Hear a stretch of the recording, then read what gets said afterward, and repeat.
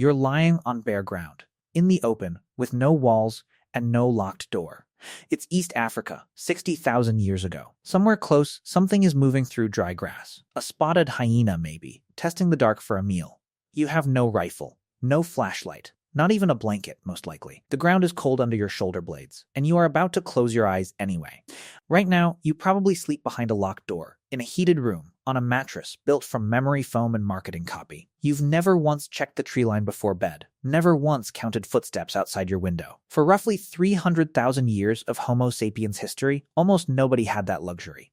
Sleep was not the safest part of the day. It was the most dangerous. So how did ancient humans actually sleep, soundly enough to survive, exposed to predators, cold, and each other, without four walls and a lock? The archaeological record has an answer. It's stranger and more elegant than they just toughed it out. In 2012, archaeologist Francesco Berna and a multinational team published findings from Wonderwork Cave, deep in South Africa's Kalahari region. Buried in a layer of sediment a wildfire could never have reached, they identified microscopic plant ash and burned bone fragments, dated to roughly 1 million years ago. That predates Homo sapiens entirely. This was Homo erectus, tending flame long before our species existed.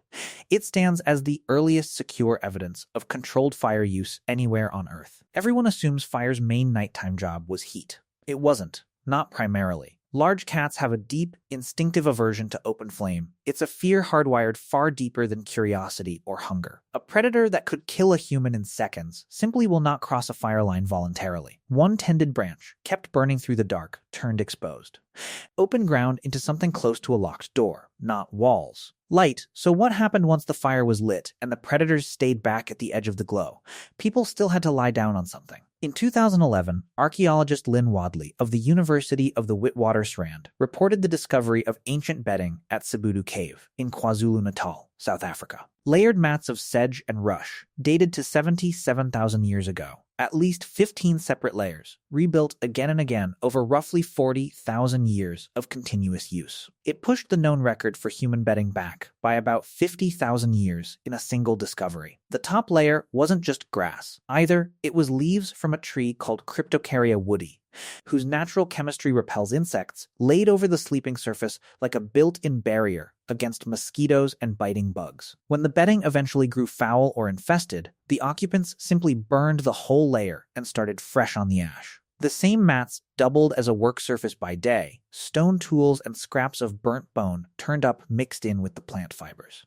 Everyone assumes a cave floor is just whatever happened to be lying around. This one was pest-proofed on purpose.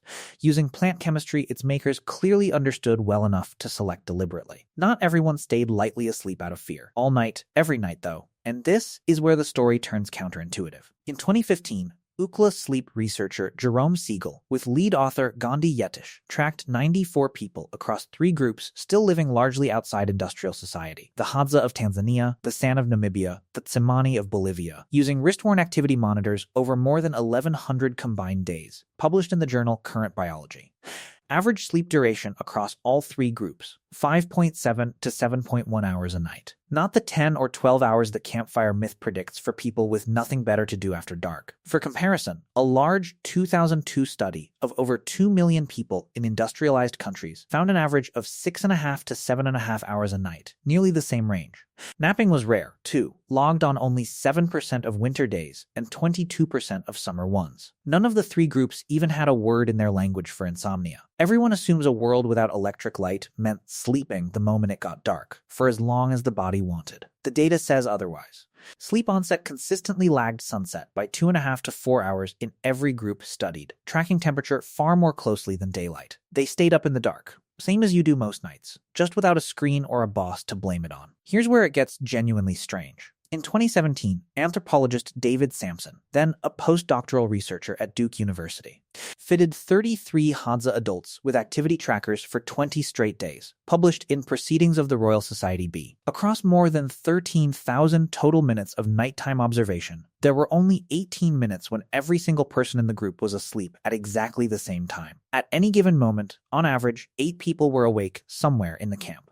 Nobody assigned a night watch. Nobody drew straws or took formal shifts. Age did the scheduling on its own. Older adults naturally woke earlier and fell asleep earlier. Teenagers naturally stayed up later, and the overlap between all those mismatched internal clocks meant the group was almost never fully unconscious at once. The researchers even noted that grandparents, early risers by biology, not by choice, may have quietly covered the most dangerous stretch of the night for everyone else. Everyone assumes ancient camps needed a designated guard, spear in hand, staring into the dark until relieved. The real security system was closer to a shift schedule, built directly into human biology, nothing to organize.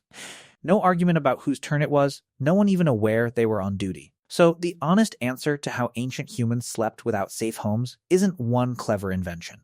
It's 4 small ones, stacked on top of each other. Fire that predators wouldn't cross. Bedding chemically engineered to keep insects out. Sleep trimmed to what the body actually needed, not to whatever the darkness allowed. And a built-in rotation of watchfulness that required no leader, no roster, and no one to enforce it. Strip out any single piece, and the whole system gets shakier fast. A fire with no group nearby is just a light announcing your exact location to anything hungry. A group with no staggered chronotypes is a room full of people unconscious at the same vulnerable moment. The safety was never sitting in one object, one wall, one weapon. It lived in the overlap between all of them, running quietly, every night, without anyone standing guard on purpose. Picture that person again, on the bare ground, 60,000 years ago. A hyena somewhere out in the dark. They weren't lying there alone, gambling on luck.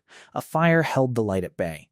The bedding held off the insects. And somewhere nearby, without being asked and without knowing they'd been chosen, someone else's body clock was keeping them half awake, doing the exact job a locked door does for you tonight. You traded that living, breathing security system for a deadbolt and a phone sitting at 2%. The lock keeps out strangers, and that's all it does. It has never once kept you company. Ancient sleep wasn't safer because the world back then was gentler. It was safer because no one there ever expected to survive the night completely alone.